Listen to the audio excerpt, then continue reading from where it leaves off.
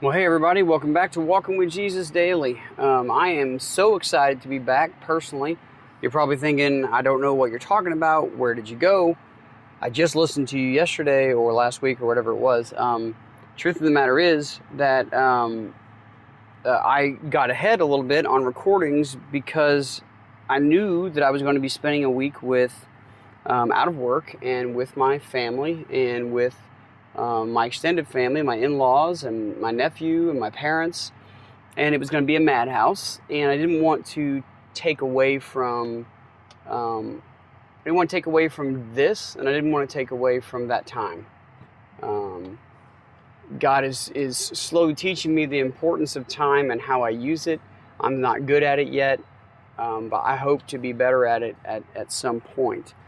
We've got a very interesting lesson today, and it's a lesson, pardon me, it's a lesson that we really need to pay attention closely to what Jesus is saying, because this, like many other lessons, is often used out of context or used in a way where we make things the way we want them to seem.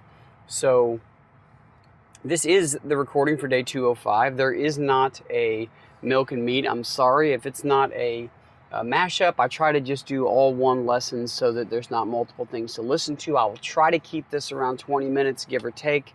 I have no control of that, you know that, and you have full control of turning it on or turning it off, completely up to you. But if you're here to listen to the Word of God, then let's listen to the Word of God. We left off at the end of John chapter 7, okay? And if we go to the end of John chapter 7, what we're seeing is that there's division with the people over who Jesus is. Some say a prophet, others the Christ or the Messiah, starting in verse 40 of chapter 7.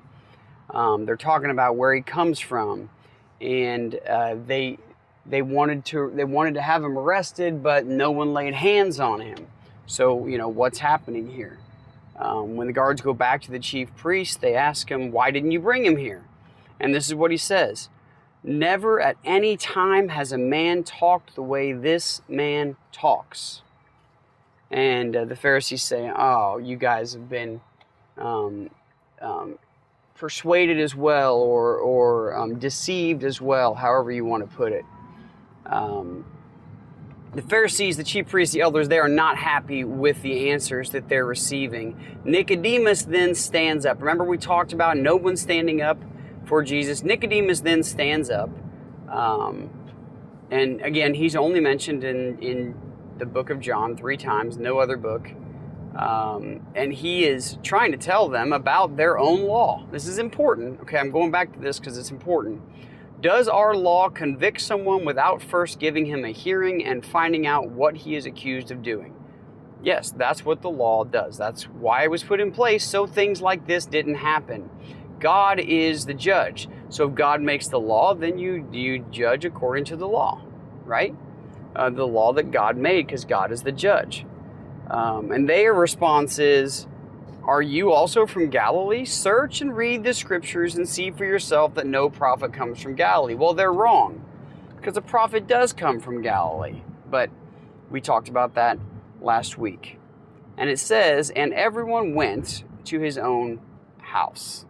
All right, now I'm going to read ESV, John chapter 8, verses 1 through 11, which is where we are today, right?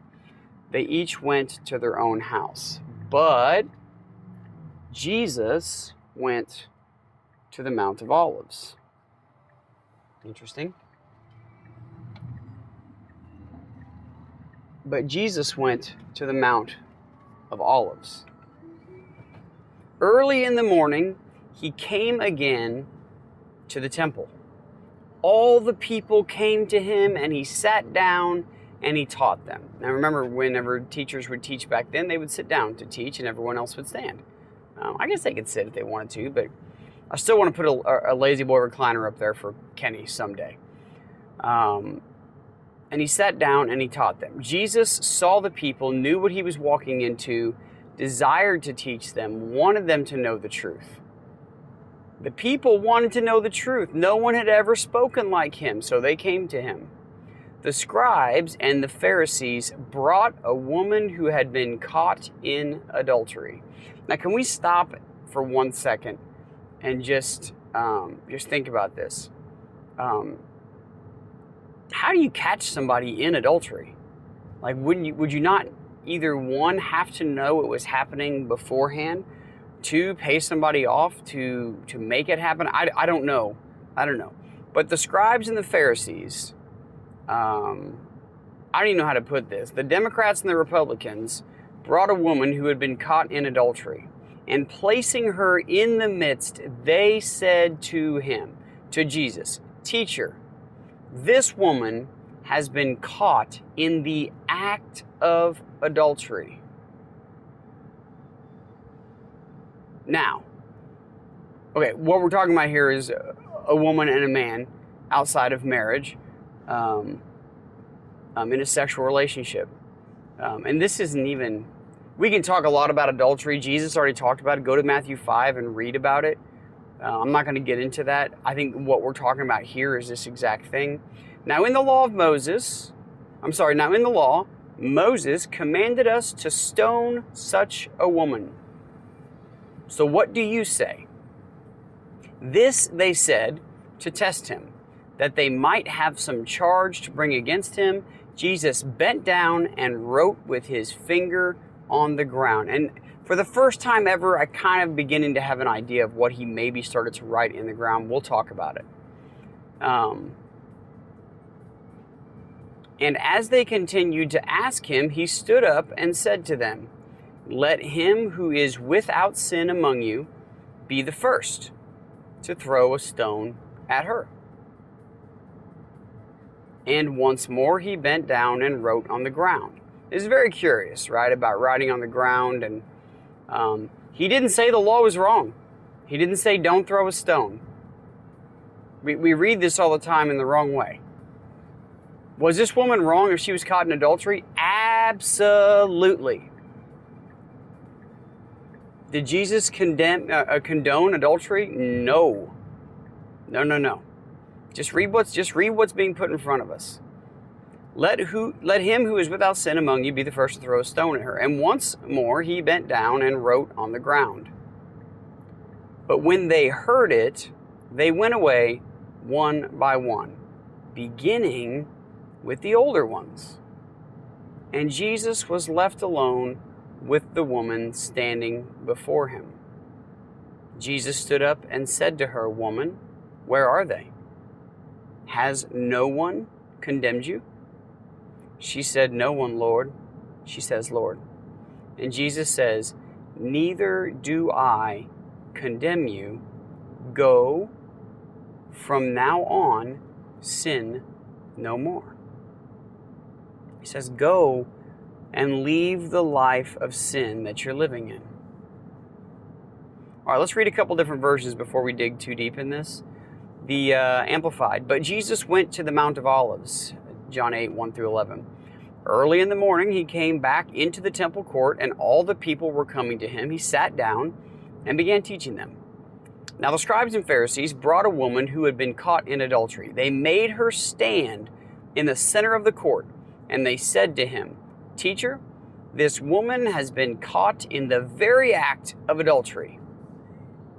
Now in the law of Moses commanded us to stone such a woman to death. So what do you say to do with her? What is your sentence?" And we have the verse here in Deuteronomy, and we'll read that in just a minute. Actually, let's go ahead and try to read it. Deuteronomy 22, 22 through 24. Why wait? Deuteronomy 22, 22 through 24. And it reads, "If a man is intimate with a woman who is another man's wife, they shall both be put to death, the man who lay with the woman and the woman. So you shall remove the evil from Israel. If a young woman who is a virgin is engaged, legally betrothed to a man, and another man finds her in the city and is intimate with her, then you shall bring them both out to the gate of that city and stone them to death, the young woman because she did not cry out for help though she was in the city, and the man because he has violated his neighbor's promised wife. So you shall remove the evil from among you. All right. What did that say that was different than what the Pharisees were saying? This says both, man and woman, both. They said this to test him, hoping that they would have grounds for accusing him. They're trying to find something to do. Jesus could have went a lot of directions, right? He's like, all right, bring out the guy too. We got to get this done. But Jesus stooped down and began writing on the ground with his finger. Don't you wish we knew what he was writing? Maybe he was writing the verse of Deuteronomy. Maybe he was writing out judgment is mine. Maybe he was writing out about grace and compassion. Maybe he was writing out the sins of the forefathers. Maybe he was writing out the sins of the people that were standing right there yelling at him. Maybe he was pointing out the secrets of the Pharisees and the scribes. We don't know. It says, however, when they persisted in questioning him over and over, what do we do? What are you going to do with this woman? What is your law, Jesus? Is your law better than Moses? What do you say? Jesus straightened up and he said to them, he who is without any sin among you, let him be the first to throw a stone at her. Now, we're also referenced here Deuteronomy 17:7. So I'm going to go there real quick because I'm already in Deuteronomy. Deuteronomy 17:7 says, the hand of the witnesses shall be the first against him to put him to death, and afterward the hand of all the people. So you shall remove the evil from among you. Perhaps he was writing this. You happen to see this. You happen to know what's going on. You happen to catch this woman in adultery. You happen to know the law that both are put to death. So what I'm saying here is that you guys should probably start throwing stones. Then he stooped down again and started writing on the ground. They listened to his reply, and they began to go out one by one, starting with the oldest ones, until he was left alone, with the woman standing there before him in the center of the court. There is so much here. How many people have accused you, have come at you? How many times has Satan come at you, and you are left standing alone before Jesus as a sinner caught in sin, caught in the adulteries of life? It's not just cheating on your spouse with another person. It's putting another God before the one true God. That is adultery. Putting anything before our one true God is adultery. And there's you and Jesus.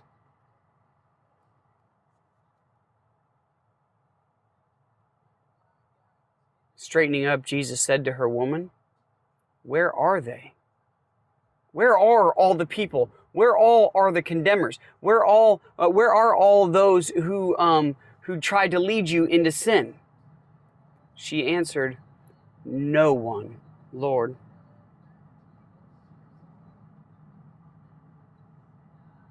And Jesus said, I do not condemn you either. I do not wish to put you to death. I did not come to condemn the world, but to save it. These are the words of Jesus. Go from now on, sin no more. Just stop sinning. Stop doing what you're doing. Please, just stop it. Stop it.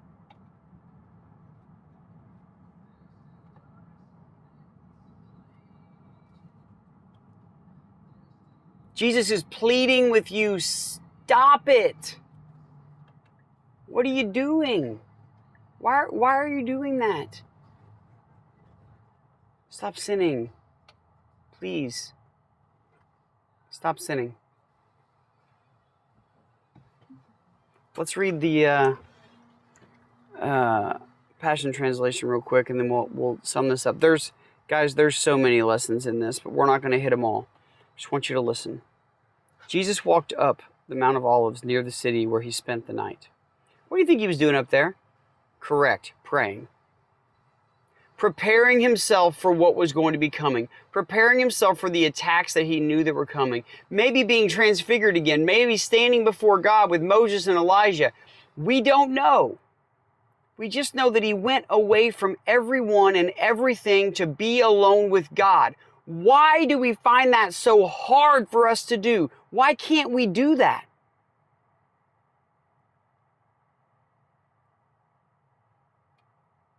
Why can't we just leave our devices, leave our plans, leave even the people we love, and go be alone with God?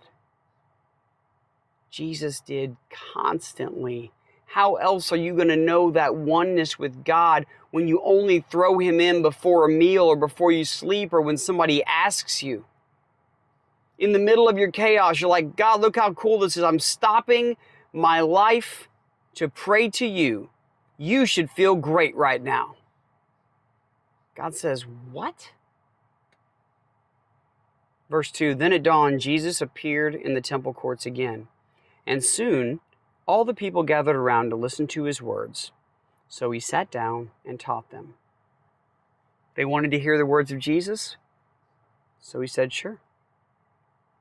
Then in the middle of his teaching, the religious scholars, the scribes, and the Pharisees broke through the crowd and brought a woman who had been caught in the act of committing adultery and made her stand in the middle of everyone.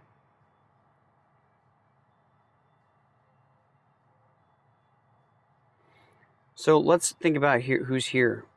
Scribes, who they didn't just copy the law. They were the scholarly experts.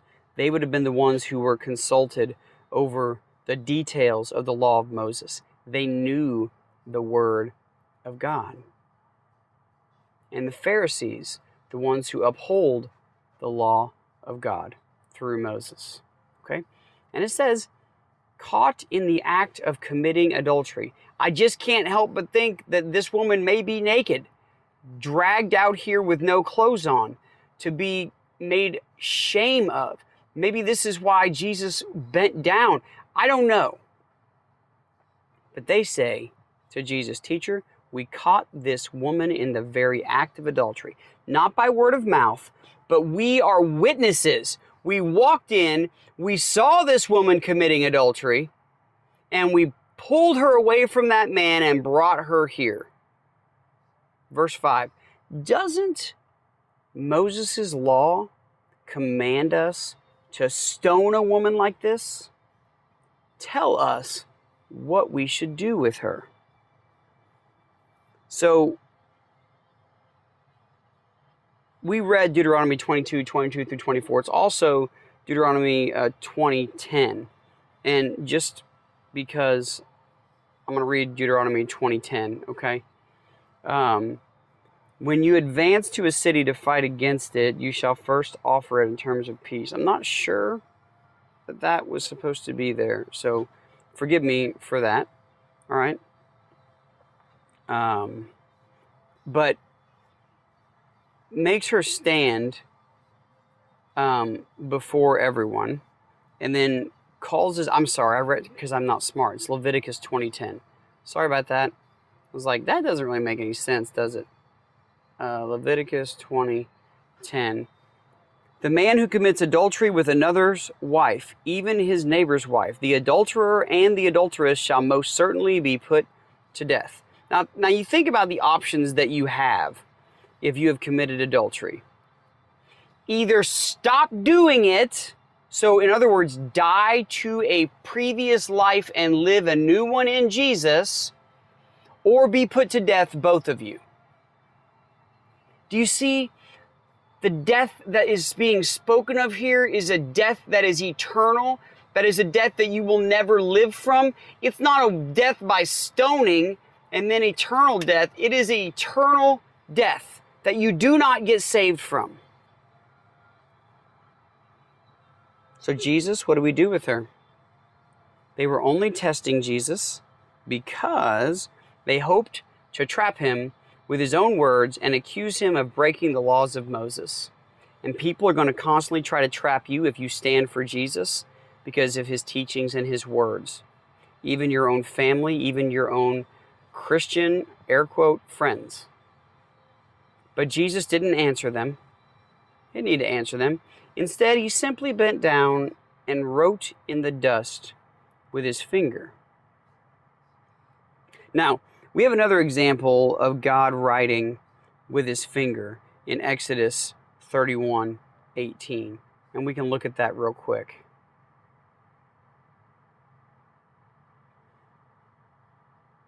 It says, when he had finished speaking with him on Mount Sinai, he gave Moses the 2 tablets of the testimony, tablets of stone, written with the finger of God. God wrote on those tablets with his very finger, right? And in this, Jesus is writing on the ground with his very finger. What do you think he's writing? Do you think he's writing what he wrote before? Do you think he's writing the 10 Commandments? Do you think he's writing out these verses? Do you think he's writing... I mean, there's so many things that he could possibly be writing. But you know it's going to be truth.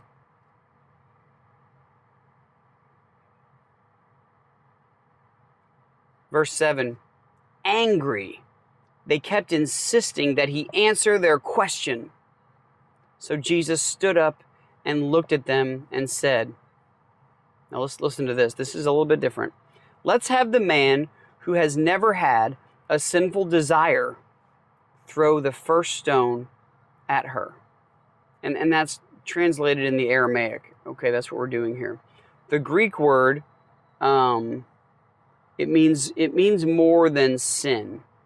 It's better translated as a sinful desire. Let the person who has never had a sinful desire be the first person to throw a stone at her. And we know also that it's the witnesses that have to throw the first stone. Maybe he was writing that on the ground. He bent down again and wrote some more words in the dust. Right?